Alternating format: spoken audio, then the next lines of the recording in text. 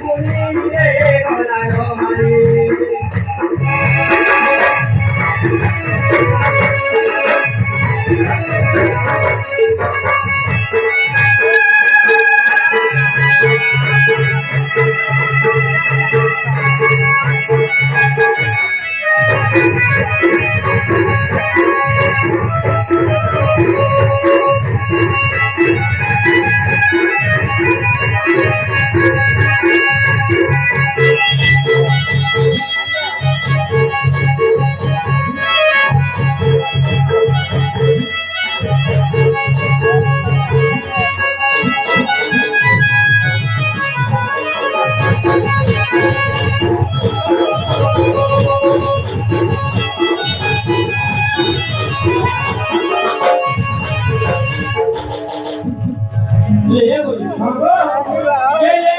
গেলেই তুই মার গেলেই রানী গেল কারু দিলি তোতে মার ভুলেই গালি ভুলেই গালি মার ভুলেই গালি গালে গালে তোমাদের নিয়ে মার গলা গজলি মধুমালতী মধুকিয়াবতী মধুমালতী মধুকিয়াবতী তাতে গোপাল দেখে প্রভু তোমারি রে গলা গমনি রাজা রাজা মই কামন বলি রে গলা গমনি